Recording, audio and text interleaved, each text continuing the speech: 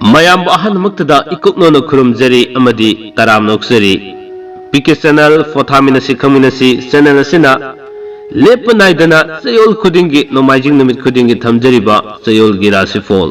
ngasi सुपुदुना लाक्सरी ngasi Maggi तांग निपान याइफरबा नोमाइजिंग नुमित Imangi नुमित हाइदुना खंगनरिबा नुमित असिदगी हौदुना लाकदरिबा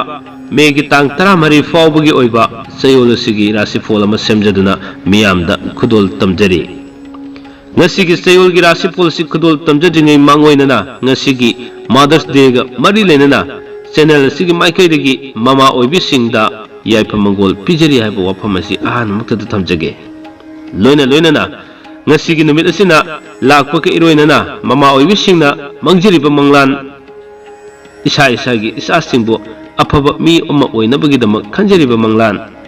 अमदि ममा ओइबि सिंगना खंजरिबा वाखलोन खुदिमक निंगबु थुंगबु ओइजरो हाइदना channel सिगी माइकैदगी मचा अमा ओइना इमा ओइबि सिंगदा याइफमंगोल पिजरी अमदि ममा ओइबि खुदिमकता चैनल सिगी माइकैदगी याइफमंगोल पिजरी हाइबो वाफमसी आहान मक्तदा इकोनोना खुरुमजरे हारगा थमजरी लोइना लोइना ngasi थमजरिबा चयोलगी राशिफोल सिसु मियामदा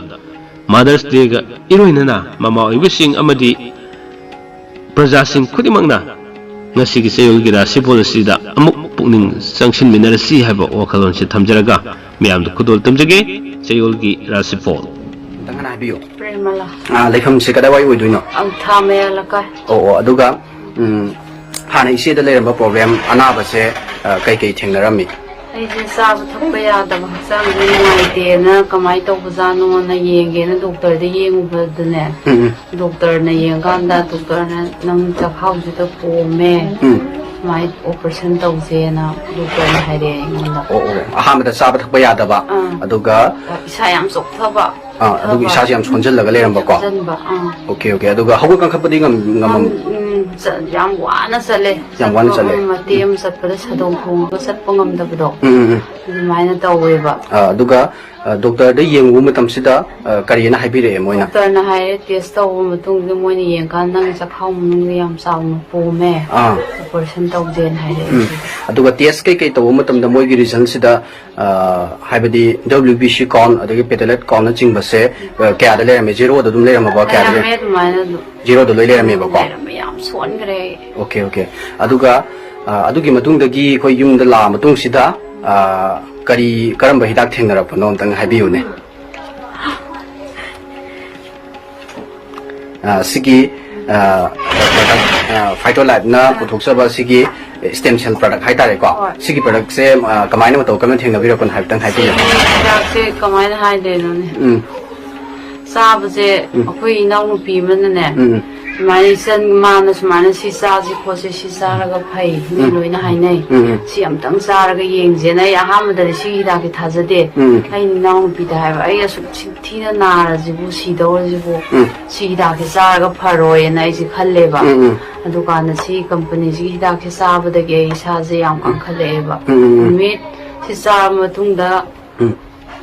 तरानी मुते याम सोलमे तरानी मुते चाइसिंग याम चाखले हक्चांग कंखटखिबा यामना सिगी तांचे चाबदे हना चाक चाबा यामदो चाक चाबा यारेबा को अदगी सोलगा फमुंग तागा लेरमदो हगलगा दुम चटपा खगंगामे नुमितानि मुसुरपसिदा आई चटपा ngamamde मीना सिंखतनारगा लेरपने याम सोना ओ अदुगा था अमा गुम्बा नि गुम्बा सोरप साइददि हक्चांगदि कई यामना अदुदगी दे चाक सि पुखम पुखम सारे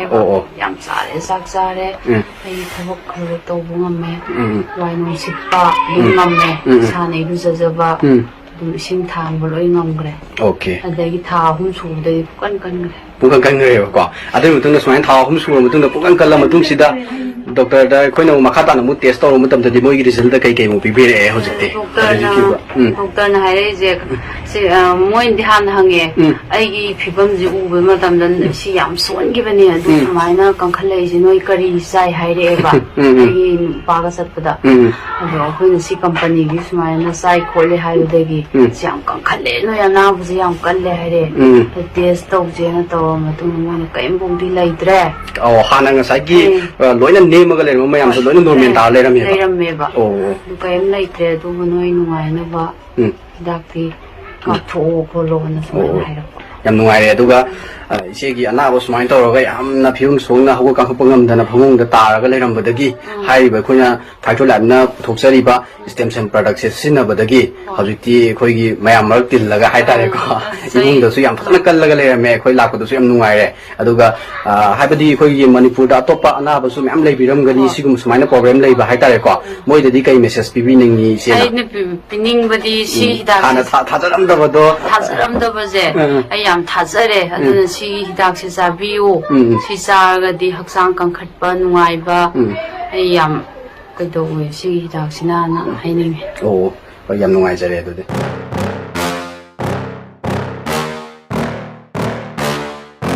yeah please tell me that I can't that I won't that I pay फरे अदुदी ngasi gi thamjari ba chayol gi rashi policy miyam da kudul tamjarage mahausa gumna tangkak ani thongna dumak thamjage ngasi gi tangkak ta tang nipan dagi na tang tara fawbu gi leriba chayol sigi oiba fall aduga lemhori ba tang tara ma thoi dagi na tang tara mari fawbu gi oiba kari fall leri habdu kudul tamjage madugi makha tarakpada chayol sida haksang gi oiba kari fall leri tongan tongan ba rashi fall sing sida aduga mahi gi oiba fall na kari aduga maru oina pakhang le sabi singe fall na kari habdo khudul tamjage mausa gumna mes rasi fall dagi aduma hojare haraga mathang manau naina chata jaraga aroi bida min rasi fall lokhusraga lotion jage adudi ahan basidi mes rasi fall aduma paikhaserage mes rasi fall gi oina tang nipan dagi na tang tara fall gi manungda panduna leiba sel fangani anugo marup fangani wakhal yamgani mathau yamgani sel di makhong pangani haibadi isadagi sel yamna chatkani haibani aduga tang tara mathoi dagi na tang tara mari fawbugi manungda anoba pau tagani sasan gi karbar da sel mangani fam hongdo hongjen tawgani haksang gi oinadi khwang nungai roi mahi gi oinadi mayai oi aduga pakhang de sabi singi oinadi haina singnagani ani subada amok breast rasi folgi oina ahan matang ka kileri batang ni pandagi na tang tara fawbugi manungda mingona leikhiba sel fangani leifam hongani mari mata chaugani yeknaba yamgani pungni sei toba kanagani aduga lemhori batang tara mathoi dagi na tang tara mari fawbugi manungda karbar tobu saukatli lamda chatli sel makong pali haksangi oinadi kok nungai roi aduga mahi gi oinadi fai pakang leisabi gi oinadi thungnagani mathang da lokasage metun rasi fol gi oina tang nipan dagi na tang tara fawbu gi manungda mingona leikiba sel fangani wakal wang sagatkani anuba thabaki plan tawgani lamtu satkani pochai lepsali thabaki oiba pau tagani karbar saukatli aduga lemhori batang tara mathoi dagina tara mari fawbugi manungdana fam hongdo hongjin khara leigani lamda chodumak chatkani haksangi oinadi kaide mahi gi oinadi mayai oi aduga pakhang le sabigi oinadi itha thajadana thungnagani karkat rasi folgi oina tang nipan dagina tara fawbugi manungda anoba nungaiba pau tagani wakhal yamgani mathau chingani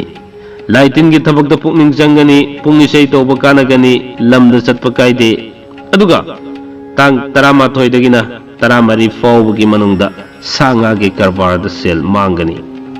lottery yawa sel mangani fam hongi haksangi oinadi kaide mahi gi oinadi atan makar fawgani aduga pakhang le sabi singi oinadi haina singnagani mathangda muk paikhatsage singha rasi folgi oina tang nipan dagina tang tara fawbugi manungda lamda chatpa kaide imung manung semjin sajin gani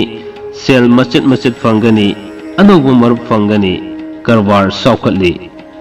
aduga tang tara mathoi dagina tara mari fawbugi manungdana laitin gi thabak ta laikai gi thabak ta pukning sangani sel makhong pangani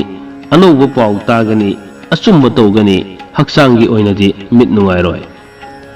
mahi gi oinadi thoina kaide aduga pakhang le sabi singi oinadi haina singnagani mathang lokasage